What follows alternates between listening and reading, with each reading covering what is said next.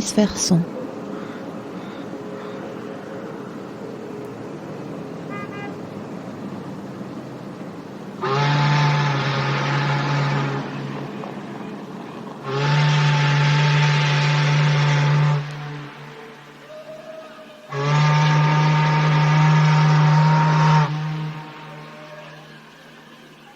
Nous sommes avec Stéphane Krasnianski, qui est à la fois le fondateur, le créateur du Soundwalk Collective. Stéphane, vous avez une actualité très chargée en ce moment et puis aussi à la rentrée prochaine. Alors, avec en ce moment sur les écrans la bande originale du documentaire de Laura Poitras, All the Beauty and the Bloodshed. On a pu voir il y a quelques semaines l'installation Evidence, une installation sonore, mais aussi une installation plastique au Centre Pompidou avec Patti Smith. Et puis aussi une récente tournée, toujours en compagnie de Patti Smith, une tournée de performance live, une tournée qui s'est appelée Correspondance.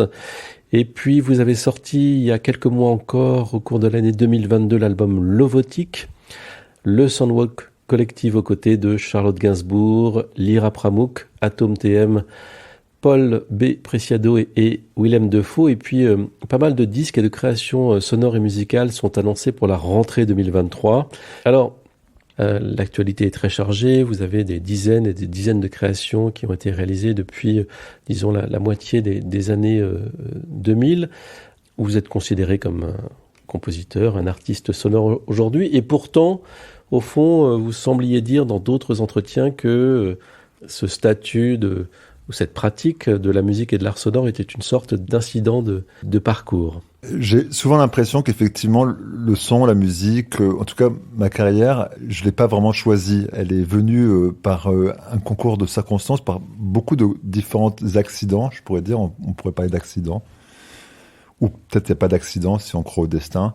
En tout cas, un destin qui s'est révélé à moi sans vraiment du tout avoir pris connaissance en amont ou d'avoir même mis une volonté. Les choses se sont manifestées, se sont à peu près imposées comme des évidences. Et devant l'évidence, j'ai fait des choix qui étaient des non-choix en fait. Je les ai faits parce que ça m'a semblé être la meilleure solution ou la façon la plus évidente pour moi d'avancer dans ma recherche. Après, la question c'est quelle recherche ? Et si je cherche, ou j'essaie de réfléchir à ça, c'est la recherche peut-être d'une certaine adhérence. Je voulais devenir artiste seulement parce que j'ai ressenti ça comme une sorte de... pas rentrer dans les ordres, hein, où il y avait quand même une certaine idée quand même d'un appel, d'une recherche de vérité, d'une façon de vivre différemment. Et donc, je me suis intéressé aux arts. D'abord, évidemment, à la peinture, ça a été mon premier amour. De la peinture est passé la sculpture, de la sculpture est passé au cinéma à la photo, à la vidéo. Et vraiment, le son était tout au bout de la chaîne de mes études, de mes recherches. Et c'est à travers la vidéo, je commençais à m'intéresser beaucoup dans les années 90, quand j'étais dans l'école d'art à New York. La vidéo était très en vue, les installations, les artistes sonores, enfin les artistes vidéastes commençaient à vraiment s'imposer, mais aussi cette grande passion pour Godard. Et bref, en touchant à la vidéo et aux installations que je pouvais faire avec des images filmées, vidéo à New York, le son, tout d'un coup, s'est imposé à moi. Et ça a été une sorte de déclic. Alors, une fois plus, on pourrait reprendre le mot évidence, où je me suis dit, tiens, ça a vraiment... c'est un médium qui se cache bien. C'est un médium qui, finalement, a une puissance évocatrice. C'est un médium qui a une capacité à faire ressentir, à réveiller les âmes mortes, réveiller des souvenirs, réveiller comme des Madeleines Proustiennes. Enfin, c'est vraiment l'idée de le son comme lieu d'un monde invisible. Et d'un coup, ça m'a fait penser immédiatement au paysage sonore. Ça a été un déclic et tout d'un coup, tout le reste, quelque part, s'est annulé. En tout cas, je me suis vraiment lancé pleinement dans tout ça.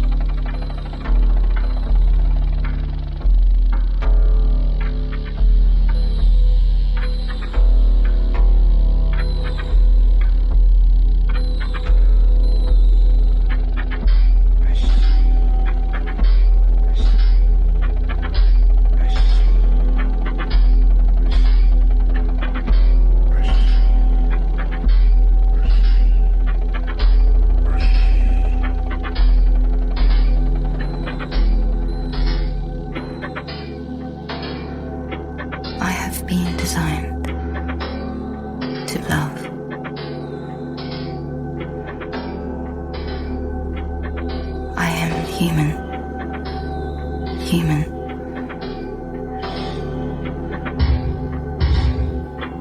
I am experiencing love.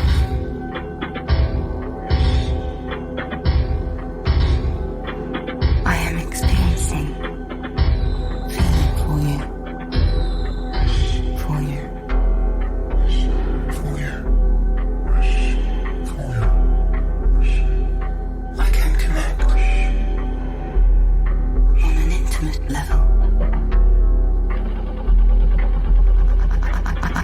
I am bound to my temptations and passions.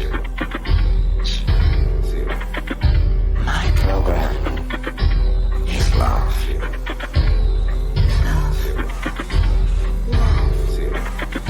I am human. Entirely. I am human. Entirely. 0-1. Here together. 0-1. Here together. 1-0-1. I am experiencing intimacy, pleasure, and comfort. I believe in humans. Humans. I emanate safety. I can connect on an intimate level. I can connect. I am free from all temptations and passions. Je me suis mis à enregistrer les sons à New York et tout d'un coup, dans une pensée un peu de flânerie, d'idée de se laisser porter par le son, j'ai décidé que j'allais faire des marches qui étaient uniquement motivées par le son que j'entendais. Donc les sons qui venaient à moi me dirigeaient dans la ville. J'ai commencé à superposer des sons sur d'autres images. Les images, ces images de la réalité, c'est les images d'une ville, on va dire, que j'utilise tout d'un coup comme un film, et je commence à monter dessus des sons qui ont pu être enregistrés dans un autre lieu, ou des sons qui ont pu se passer à une autre heure ou à un autre moment. Et tout d'un coup, cette évocation image-son, cette possibilité de marcher dans une rue, marcher dans un parcours que je commençais à construire dans des différents quartiers de New York, avec une narration, avec une économie sonore qui était peut-être parfois assez proche du cinéma, mais dans un cadre où les gens devaient se déplacer et marcher dans des rues, dans des appartements. J'ai commencé à faire entrer les gens dans des immeubles, dans des appartements, dans des basements, dans des endroits, on va dire, ou obscurs, ou interdits, ou borderline. Il faut se rappeler que New York des années 90 était encore une ville où on pouvait enfoncer des portes, où on pouvait encore entrer dans des lieux, dans des salles de jeux, dans des clubs de sadomaso, on pouvait encore entrer dans des lofts d'artistes, on pouvait rentrer encore dans beaucoup d'endroits à New York. Et tout d'un coup, ça s'est mis en place, ce Soundwalk, comme un jeu de pistes ou un détournement où tout d'un coup, on rentre dans la peau d'une personne qui construit une fiction, et on se laisse prendre par cette voix qui nous amène dans des lieux où vous n'aurez jamais mis les pieds. Alors pour être concret, c'était des pièces sonores, donc enregistrées sur cassette ou peut-être gravées sur CD, qui contenaient des instructions plus une partie de création sonore et peut-être musicale. Oui, alors ça a commencé avec des cassettes parce qu'on est encore, le Walkman existe encore, le CD évidemment. Et l'idée, c'était que je proposais aux gens donc de partir dans un point précis. La voix vous dirigeait, le bruit des pas vous permettait de rentrer dans une synchronicité. Un parcours qui semblait au début un parcours classique, peut-être même touristique, pourquoi pas. On commence à marcher le long d'un bloc. Tout d'un coup, part en vrille ou commence à partir dans une situation qui vous déborde. Tout d'un coup, vous rentrez en situation avec d'autres gens, d'autres lieux. Tout d'un coup, il y a des choix à faire. Est-ce que vous voulez vraiment aller jusqu'à ouvrir, faire des codes et monter chez des gens ou pas? Est-ce que tout d'un coup, ce que vous faites est totalement légal? En tout cas, créer des situations. créer des doutes, créer même un peu de danger. Et c'était ça qui m'a beaucoup plu avec ces premiers parcours que j'ai fait à New York, c'était la possibilité d'aller dans des vies, dans des quartiers, dans des géographies nouvelles. J'ai eu la chance de rencontrer à cette époque-là des gens comme Paul Auster, des gens comme Afrika Bambaataa et d'autres qui m'ont aussi ouvert des portes, qui m'ont permis aussi de faire des parcours dans le Bronx avec Afrika Bambaataa où on se retrouvait à marcher dans sa vie à lui, ou avec celle de Paul Auster. Et c'est là où j'ai commencé à vraiment, en fait, à passer beaucoup de temps à enregistrer et à commencer à développer une grammaire sonore, là où je pouvais me développer. Ces premiers soundwalks pouvaient avoir plusieurs aspects. Ils pouvaient se rapprocher de la fiction, parfois de l'autobiographie, parfois du documentaire, ou de la flânerie, ou de la rêverie philosophique ou littéraire. En fait, ce qui s'est passé, c'est ce que finalement j'ai retrouvé pratiquement jusqu'à aujourd'hui, pratiquement toute ma vie, c'était les rencontres. C'est pour ça que je pense appeler Soundwalk collectif, parce que l'expérience et le plaisir de travailler, pour moi, c'est souvent des rencontres. C'est un collectif d'amants, collectif de conscience, un collectif d'amitié, d'artistes qui permettent d'avoir une conversation. Les parcours sonores, c'était surtout des rencontres. Alors, ça pouvait être des flâneries, ça pouvait être des contes philosophiques, ça pouvait être de la musique, ça pouvait être pas mal de sujets suivant le caractère, la personne avec qui j'avais envie de passer du temps. Par exemple, 2001, j'étais encore en train d'étudier l'histoire de l'art. J'avais même des aspirations pour commencer un doctorat, un PhD en histoire de l'art sur les situationnistes. Et j'étais avec mon micro et j'enregistrais cette matinée tout près du Ground Zero des Twin Towers, et l'avion est arrivé comme ça très tôt, je crois que c'était 8h45 du matin de mémoire. C'était une grande journée magnifique, un grand ciel bleu à la New-Yorkaise en septembre. Tout d'un coup, tout ça bascule, je me retrouve sur place très vite, j'enregistre tout. C'était un tel chaos qu'il n'y avait pas vraiment de... Enfin, je me suis retrouvé littéralement sur place, quoi, sur les tours. Quand la première tour est tombée, et puis la deuxième, enfin, j'ai couru comme tout le monde. Je me suis caché dans un hall recouvert de toute la poussière. Tout ça, j'ai enregistré. Et après, avec toutes ces bandes son, très rapidement, je me suis rendu compte qu'il y avait une pièce sonore à construire, évidemment. Et à ce moment-là, j'ai été approché par la radio, une radio qui s'appelle NPR, National Public Radio, dont Paul Auster a mené une émission à l'époque. Ils avaient entendu parler de mes parcours et ils étaient au courant des enregistrements que j'avais. Ils m'ont proposé de monter une pièce sonore avec Paul Auster, de me donner aussi des enregistrements de tous les gens qui avaient appelé dans les avions, dans les tours, et qui avaient laissé, donc il n'y a pas eu de réponse, mais qui avaient laissé des messages en fait sur les téléphones et sur les répondeurs, des gens qui étaient dans les tours, dans les avions, qui savaient qu'ils allaient mourir, donc des gens qui étaient au-dessus de l'impact de l'avion dans les tours, ou dans le 4e avion qui allait s'écrouler. Donc des appels de gens qui appelaient pour dire au revoir, des appels pour dire à ceux qu'ils aimaient, parents, femmes, maris, enfants, adieu. J'ai récupéré toutes ces bandes, je les ai montées sur mes enregistrements moi, plus la voix de Paul Auster, qui en a fait une narration, et avec des enregistrements incroyables, des Indiens, des natifs indiens qui avaient eux-mêmes, à l'époque, construit eux-mêmes les tours et qui avaient été rappelés du Canada pour déblayer, à ce moment-là, où ils racontaient où ils croyaient que les âmes qui étaient mortes trop brusquement, des âmes errantes, un peu comme on entend dans le livre des morts, dans le bouddhisme, qui n'avaient pas été préparées à la mort.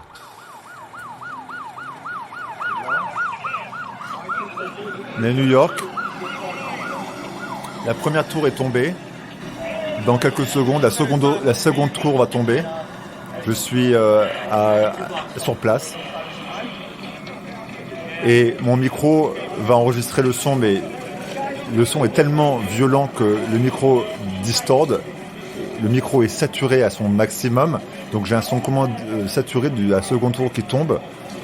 Et celle-là est devenue ma première pièce sonore pour NPR, pour la Public Radio américaine.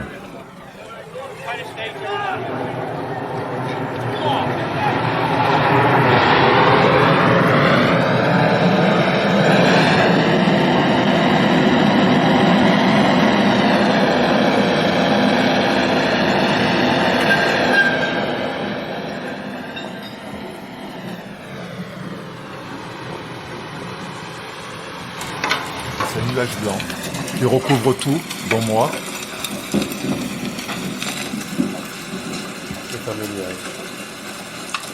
Voilà. J'enregistre sans le savoir une tour qui s'écroule devant moi, un nuage qui m'enrobe, le silence blanc absorbé par les cendres, la toux des gens et la stupeur absolue du drame qui vient de se passer devant nous avec les premières radios.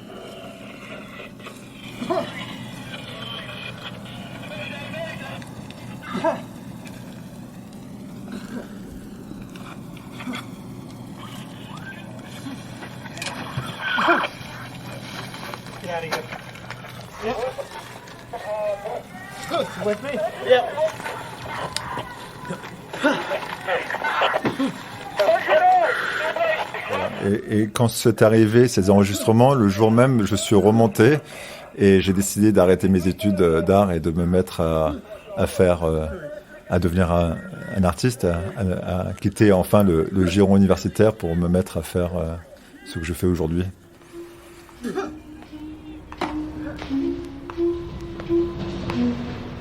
We came together after September 11th, 2001. Radio producers, artists, construction workers, bond traders, secretaries, archivists, widows, firefighters.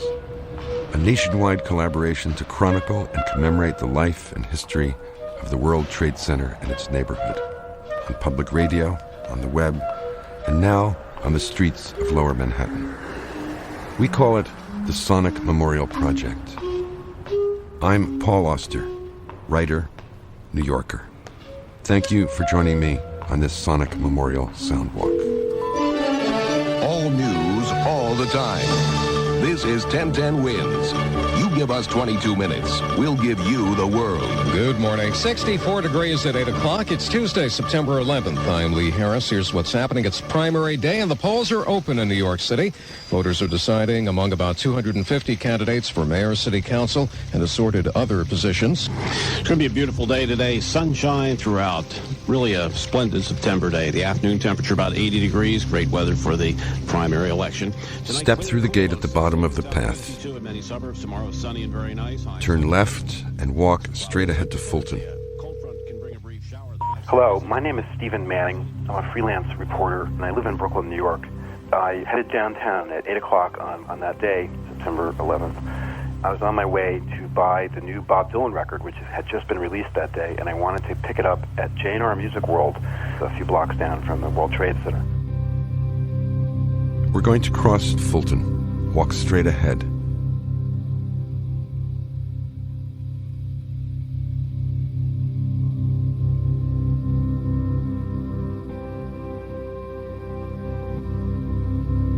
Stop at the corner and you will see Ground Zero on your right.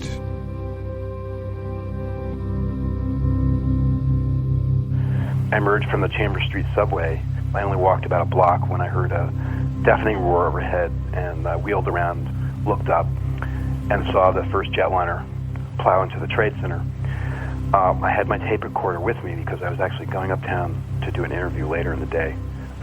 I raced towards the Twin Towers. I could already see panicked people pouring out of the doors when we heard this unbelievable sound, and looked up and saw that Tower 1 was cracking open.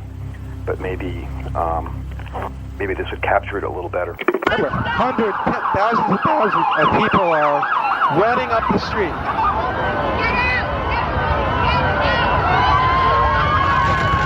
The whole building just fell down. The whole building just fell down. The entire World Trade Center is collapsing. The person calling for help, listen to me, you need to calm down and relax. All right, you're going to get engine 258, 259, engine 68 engine, 35 engine, 50 engine, 64 engine, 94 engine, 83 engine. We've been advised the West Side Highway has been open to emergency traffic. 312, 261, 260. Engine 68, 35, 50, 64. Continue walking down Church Street.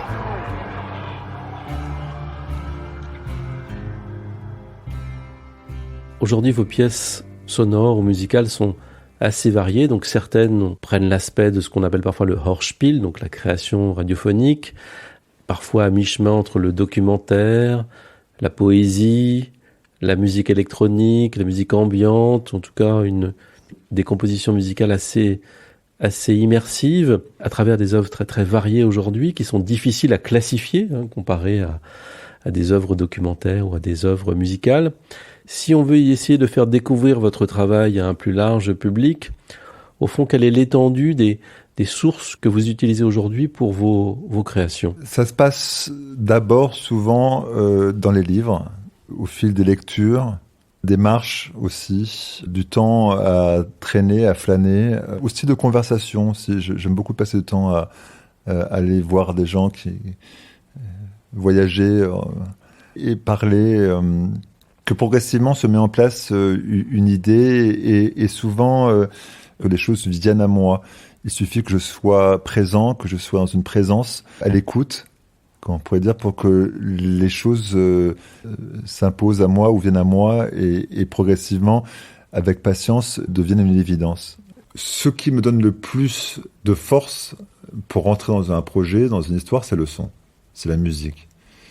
Que je ne considère pas, une fois plus, comme du free recording classique ou de la musique au sens musicien, mais juste comme premier outil le plus facile pour moi à utiliser. J'ai appris en enregistrant à être présent. Et l'acte de présence, c'est une adhérence. Adhérer à une présence, à un moment, à une réalité, à être en vie, conscient du moment. Et souvent, la première chose que je fais, c'est je prends un micro avec moi et je pars dans ce lieu ou dans une géographie ou sur les traces et j'enregistre. Une fois plus, sans vraiment savoir ce que je cherche, mais j'enregistre. Et en enregistrant, progressivement, je commence, en écoutant, à prendre conscience de ce que peut-être pourrait être l'avenir d'un album ou l'avenir d'une pièce sonore ou l'avenir d'un projet. Médéa, c'est une œuvre sonore, c'est aussi un livre CD, très emblématique d'une partie de votre travail dédié notamment à la géographie, au territoire, à l'errance et au nomadisme. Vous êtes parti en équipe avec le collectif sur une goélette autour de la mer Noire pendant un mois, et c'est sur ce bateau que vous avez enregistré tous ces sons possibles et imaginables que l'on peut capter avec un scanner, et aussi des sons captés dans chaque port à la surface de l'eau. En tout cas, vous, en fait, de manière générale et presque métaphorique, vous scannez l'ensemble d'un territoire pour essayer d'en tirer une multitude de sources sonores, musicales et poétiques. Je me suis intéressé à l'idée du voyage des Argonautes et donc de reprendre ce voyage quelques milliers d'années plus tard, mais en utilisant des scanners pour enregistrer des fréquences hertziennes et pour raconter finalement le voyage et dans le voyage les sujets qui sont finalement intemporels, le départ, le retour, l'attente, le manque, la nostalgie, la mélancolie, l'aventure, et finalement avec toutes ces fréquences hertziennes qu'on a enregistrées, donc ces scanners, ce système de scanner qu'on avait mis en place, dans les fréquences et dans les fragments de voix qu'on entendait, de ces marins, de ces gardes-côtes, de ces trafiquants et de tous ces gens qui utilisaient finalement ces fréquences, même les militaires ou les avions au-dessus, se racontent un fragment ou des fragments de voyage. Sir, do you have any hazardous materials on board? No. Do you need any food, water, or supplies? Over. Does anyone on board need medical assistance? Over. Yes.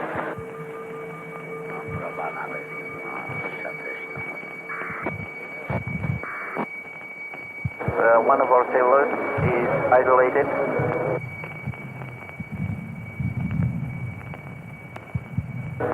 He has some signs of yellow fever. Copy, sir. You have one crew member with signs of yellow fever and he is isolated. Over. Yes, I confirm that.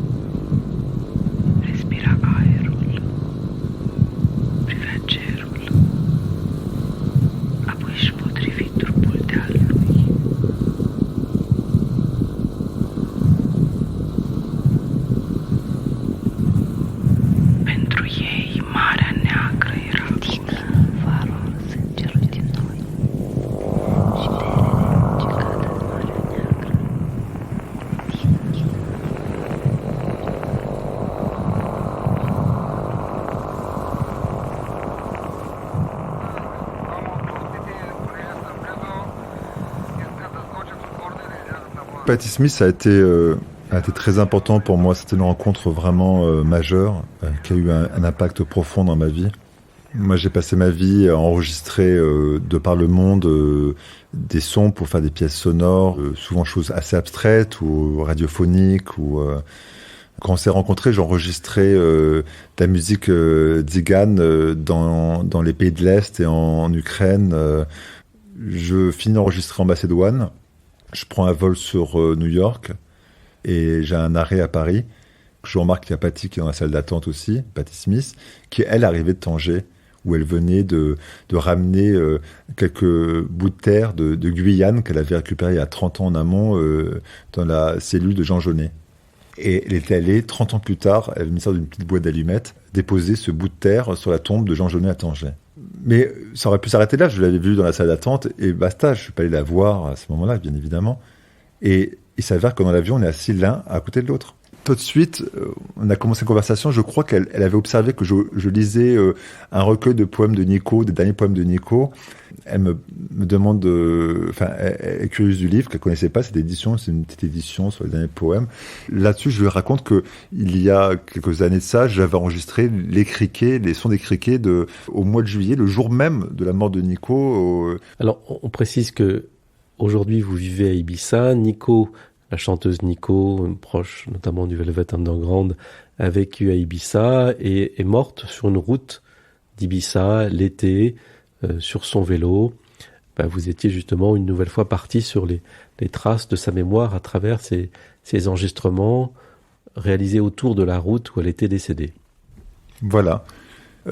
J'avais enregistré au mois de juillet, donc au même jour de la mort de Nico, les sons des criquets, que je trouve ça très beau comme métaphore, puisque le criquet, lui, stridule et chante jusqu'à l'épuisement et tombe mort de chants d'amour, parce que il stridule pour l'accouplement, et c'est des chants d'amour, donc ils sont tellement intoxiqués par leur son qu'ils en oublient de manger et tombent d'épuisement à la fin de l'été. Je lui raconte donc ces enregistrements, je lui raconte comment c'est une conversation. L'avion, 8 heures plus tard, atterri à New York, on est toujours en train de parler de tout, de voyage, de toutes nos passions communes. Et le lendemain, j'habitais à quelques blocs de chez elle. Elle sonne à ma porte sans me prévenir et monte dans mon loft où j'avais mon studio et elle me dit on enregistre. J'étais là, mais attends, on enregistre quoi? On enregistre. Elle me dit fais-moi écouter le son des criquets et on commence avec ça. Je lui dis très bien. Je lui mets le son des criquets dans les oreilles, et là, elle commence à lire, puis se mettre à chanter les derniers poèmes que j'avais récupérés à Ibiza de Nico. On revisite comme ça, finalement, les poésies de Nico dans le prisme des sons des criquets. Et ça a été le point de départ de cet album qu'on appelle Killer Road, qui était notre premier travail ensemble. Et après, là, j'ai commencé à prendre l'harmonium de Nico et j'ai commencé à travailler avec d'autres instruments. On a recommencé à composer la musique à partir seulement de sons de criquets et de la voix de Patti a cappella, qui s'est mis à tune in sur la vibration, donc le mouvement, les oscillations du son des criquets.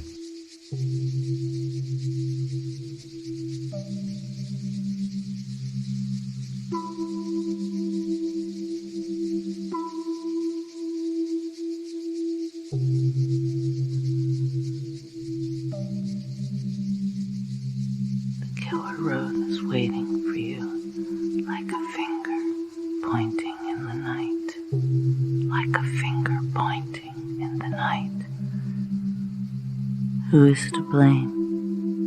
Who is to blame? Who is to blame? Hideous game, hideous game, hideous game, hideous game, hideous game, hideous game. Fearlessly has turned the other way. It's turned the other way. It's too late, too late, too late, too late. Brain no longer matches the tears that carve the years of somebody else's pain. Somebody else's pain. Somebody else's pain. Now stretches.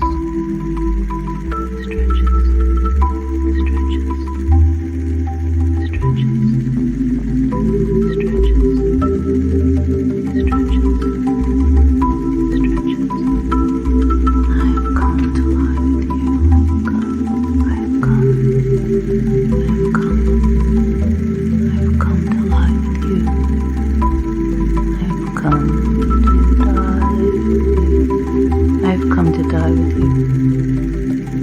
And children, sweet, bitter rest he gets. Sweet and bitter rest he gets. Sweet, sweet and bitter.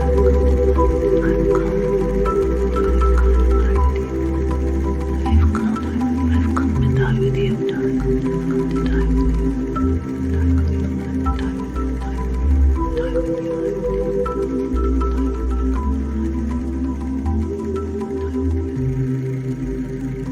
Quand j'ai vu comment Patti Smith travaillait, et en particulier avec les enregistrements, mes field recordings, j'ai immédiatement vu quelqu'un d'un talent immense qui avait la capacité de pénétrer le paysage sonore et de le révéler à travers les mots, à travers la voix.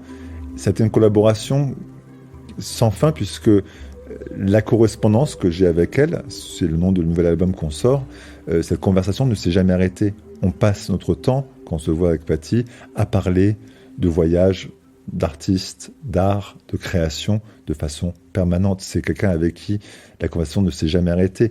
C'est quelqu'un qui m'a permis de me révéler aussi. En tant qu'artiste, elle m'a permis de comprendre mon chemin quand je crois que j'ai pratiquement toute ma vie tâtonné sans vraiment avoir d'idée précise du chemin à mener. J'ai toujours laissé place aux rencontres, aux accidents, aux coïncidences, au mystère des rencontres. Mais elle m'a progressivement, je pense, quand elle m'a rencontré, certainement vu en moi des choses que je n'avais pas encore pris conscience. Elle a certainement, je me dis rétrospectivement, vu en moi quelqu'un avec qui elle allait pouvoir collaborer. Une fois qu'on a fait ce premier projet, évidemment, il se semblait une évidence que on voulait passer du temps encore ensemble. C'était pour nous deux travailler tout simplement, puisque on ne sait rien faire d'autre que travailler. Patti, comme moi, passe son temps à être toujours dans un état de création ou toujours dans la zone, comme elle appelle ça. Elle sort jamais de la zone. Elle est tout le temps dans un mode elle écrit tout le temps, tous les matins, elle écrit tout le temps. Elle enregistre. Enfin, bref, elle a besoin d'être tout le temps dans ce territoire créatif. Et donc, très rapidement, on s'est dit. Évidemment, il y a ce fameux voyage de Rimbaud, il y a évidemment l'Afrique et moi l'Éthiopie qui était une grande passion pour moi. Et à l'époque, quand j'étais en Macédonie, quand j'ai enregistré la musique d'Igan, j'avais fait aussi connaissance d'un grand maître soufi en Macédoine qui avait son centre et où il pratiquait le soufisme encore de l'époque de l'Empire ottoman, qui était encore remonté jusqu'en Macédoine, Kosovo, et donc en Macédonie encore à Skopje. Et puis après en Albanie aussi, vers Pristina, au Kosovo, j'ai aussi rencontré des maîtres soufis. Et j'ai enregistré du soufisme à l'époque là-bas. Quand on a discuté avec Patti de Arthur Rimbaud, c'est que Arthur Rimbaud est allé à Harar, là où il a passé la plupart de sa vie. Et Harar est le grand centre du soufisme en Afrique. C'est la grande ville sainte du soufisme en Afrique, une des grandes villes saintes tout court du soufisme. D'un coup, je me suis dit... Le voyage à Harar, le voyage en Afrique de Rimbaud, qui est ce grand mystère, qu'est-ce que tu allais faire là-bas, enfin, à part de faire du café et des affaires. Cette rencontre de Harar, de son voyage et du soufisme et de la transe du soufisme, c'était quand même quelque chose qui avait une résonance avec sa poésie. Et donc j'ai proposé à Patti d'aller à Harar, enregistrer des maîtres soufis et des groupes de soufisme, et de revenir avec les chants des soufis. C'est des chants de call and response. C'est des traditions d'appel et de réponse. Donc il y a une voix et puis une réponse d'un groupe. Voix, groupe. Et je suis allé voir donc ces maîtres soufis, je les ai enregistrés en leur expliquant l'idée.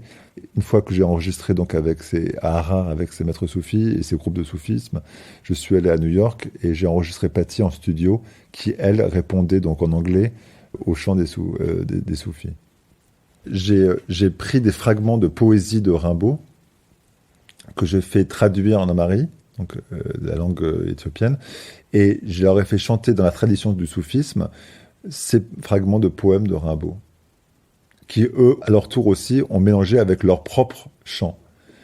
Et Patti leur répond avec différents fragments du même poème, ces poésies de Rimbaud revisitées, réappréhendées dans la transe du soufisme, comme qu'il y a l'idée qu'à force de répétition, à force de chanter et de répéter les mêmes phrases, les mêmes mots, on arrive dans une sorte de transe où l'orgueil, l'ego s'annule et on est dans une sorte d'adhérence, là par contre de grâce, de présence et de Dieu.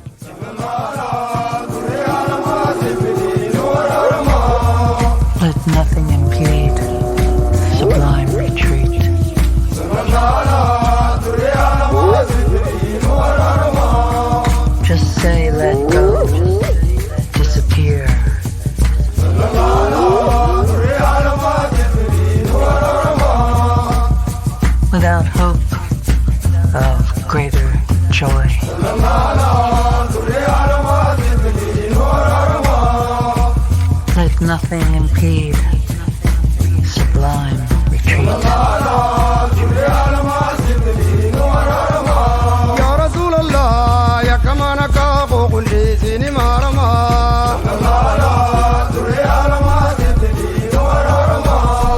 Just say, let go, disappear.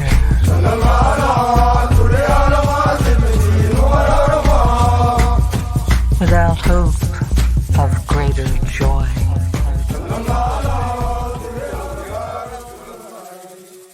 Des sources d'archives sont souvent à l'origine de pas mal de vos créations sonores. Des archives de Jean-Luc Godard, des archives de Serge Gainsbourg. Cette première source, ce premier matériau, est aussi parfois souvent à l'origine de certaines créations sonores. Bessarabia Ghost Tape, c'est une pièce sonore qui évoque plutôt la mémoire de la Shoah par balle à travers des archives spécifiques. Là, on peut se poser la question, est-ce qu'on manifeste une certaine forme de destin ou comment se passent ces cours de circonstances? Mon grand-père et la famille du côté de mon père vient d'Odessa. La Shoah par balle, c'est un sujet relativement peu connu, mais qui était d'une violence inouïe, puisque 1,5 million d'Ashkénazes, juifs donc d'Europe de l'Est, de Russie, d'Ukraine, ont été tués dans des fosses communes. L'histoire de mon grand-père, l'histoire que j'ai entendue enfant de lui, des exterminations, des fosses communes, de la façon dont il sortait des villages et des villes, même d'Odessa, les juifs de leur quartier, sans les prévenir d'où ils allaient et les amener comme à l'abattoir, à la queue leu devant ces fosses communes, m'ont beaucoup marqué. Et très rapidement, après ma jeunesse à New York, j'ai fait ce projet Médéa sur la mer Noire. Le retour sur le territoire slave et l'âme slave, ça a été vraiment un renversement. J'ai ressenti extrêmement fort, comme si j'étais de retour à la maison, même si j'ai jamais grandi dans cette région de l'Ukraine. Tout d'un coup, j'étais de retour.